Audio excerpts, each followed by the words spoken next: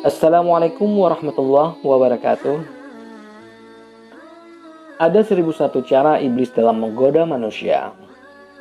Itulah sumpah iblis terlaknat dalam memburu pengikutnya. Pantang mundur sebelum menang, siapapun dihadapi. Semakin teguh iman seseorang yang dibujuk rayunya, semakin canggih pula cara yang ditempuh. Dengan keuletan iblis ini, sekelas ulama besar, manusia yang alim tiada tara bisa terbujuk rayunya. Ulama besar tersebut bernama Syekh Barsisa. Barsisa adalah seorang ulama yang dikisahkan bahwa selama 200 tahun hayatnya tidak pernah berbuat maksiat walau hanya sekejap. Diceritakan pula, berkat ibadah dan kealimannya, 9.000 muridnya bisa berjalan di atas muka bumi. Sampai-sampai malaikat pun kagum terhadap hamba Allah yang satu ini. Tetapi, apa kata Allah atas kekaguman malaikat kepada Syekh Barsisa? Apa yang kamu herankan darinya? Sesungguhnya, aku lebih mengetahui dari apa yang tidak pernah kamu ketahui. Sesungguhnya, Barsisa itu dalam pengetahuanku, kata Allah. Dan pada akhir hidupnya, Barsisa yang terkenal alim itu berbalik menjadi kafir dan masuk neraka selama-lamanya hanya sebab minum khamar. Mendengar perkataan Allah ini, iblis merasa menemukan kunci kelemahan Barsisa. Maka datanglah iblis ke kediaman Syekh Barsisa dengan menyamar sebagai orang yang alim, dengan mengenakan kain zuhudnya berupa kain tenun. "Siapa engkau ini dan apa maumu?" tanya Syekh Barsisa. "Aku adalah hamba Allah yang datang untuk menolongmu dalam rangka mengabdi dan menyembah Allah," jawab iblis. Dengan hati yang tegar, Barsisa berkata, "Siapa yang hendak mengabdi kepada Allah, cukuplah Allah sendiri yang menolongnya dan bukan engkau." Iblis melihat mangsanya yang begitu tegar pendiriannya. Iblis pun melangkahkan jurusnya yang lain. Selama 3 hari 3 malam, iblis beribadah tanpa makan, minum, dan tidur.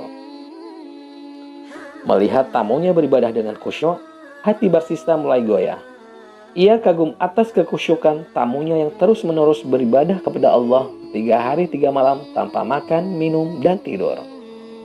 Sedangkan Syekh Barsisa sendiri tetap makan, minum, dan tidur bila beribadah kepada Allah.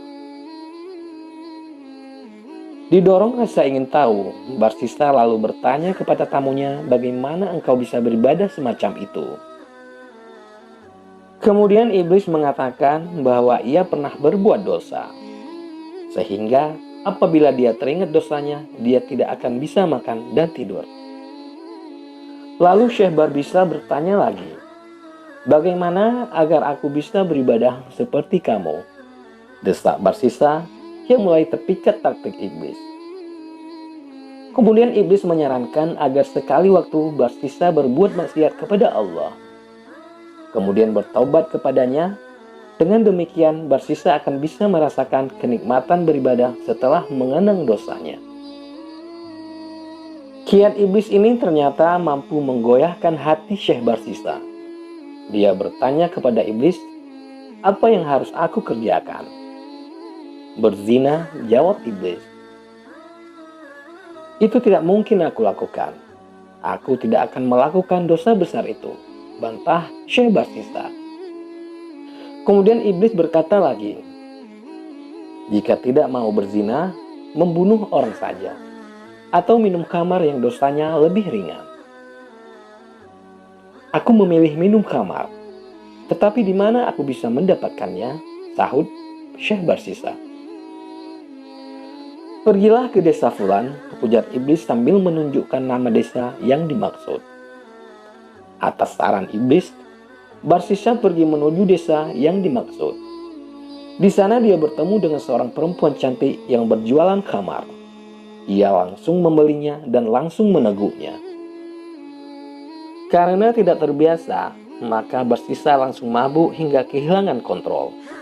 Kemudian dengan nafsunya, ia memaksa perempuan penjual khamar itu untuk diajak berzina. Malangnya, saat dia sedang memperkosa perempuan tersebut, ia kepergok suaminya. maka dipukullah dia hingga hampir mati. Saat korban dalam kepayahan, iblis yang menyamar sebagai seorang alim itu berubah menjadi manusia biasa. Ia melaporkan peristiwa itu ke pengadilan dengan Barsisa sebagai terdakwa. Oleh pengadilan, Barsisa dijatuhi hukuman cambuk 80 kali sebagai hukuman minum khamar. Ditambah cambukan 100 kali atas hukuman zina. Dan hakim memutuskan Barsisa dihukum gantung sebagai hukuman terakhirnya. Saat Syekh Barsisa digantung itu, iblis datang menghampirinya dan berkata, "Bagaimana keadaanmu, Barsisa?" Lantas Syekh Barsisa menjawab, "Siapa yang mengikuti orang jahat, inilah akibatnya." Kemudian iblis berkata, "Aku sudah berupaya 200 tahun untuk menggodamu. Sampai berhasil hari ini engkau digantung. Jika engkau ingin turun, aku dapat menolongmu, tetapi ada syaratnya. Sujudlah kepadaku," ujar iblis yang masih berupaya menjobloskan mangsanya. Syekh Barsisa yang sudah kehilangan benteng imannya berkata, "Bagaimana aku dapat bersujud kepadamu, sedang tubuhku berada dalam gantungan?" "Tidak perlu, cukup engkau bersujud dan beriman dalam hati kepadaku," kata iblis menegaskan. Maka bersujudlah Syekh Barsisa dalam hatinya menuruti saran iblis. Dan matilah ia dalam kekafiran menyembah iblis. Wallahu a'lam. Tentunya bagi sebagian orang yang mempunyai iman yang lemah akan mudah untuk terpedaya dengan segala rayuan setan. Maka dari itu, sebagai seorang mukmin, sudah seharusnya kita menjaga diri kita dari godaan-godaan setan yang terkutuk. Berikut ini 3 hal yang dapat dilakukan oleh setiap mukmin agar hatinya senantiasa terjaga dari bahaya godaan setan. 1. Menghindari perbuatan maksiat sekecil apapun. Sebisa mungkin kita harus menghindari diri kita dari berbuat maksiat. 2. Selalu mengikat hatinya dengan iman dan tawakal kepada Allah dalam segala urusan. 3. Membersihkan hati dari penyakit-penyakit tercela, kemudian menghiasinya dengan sifat-sifat terpuji.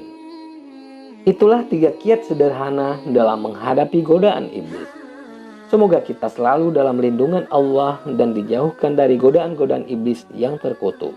Assalamualaikum warahmatullahi wabarakatuh.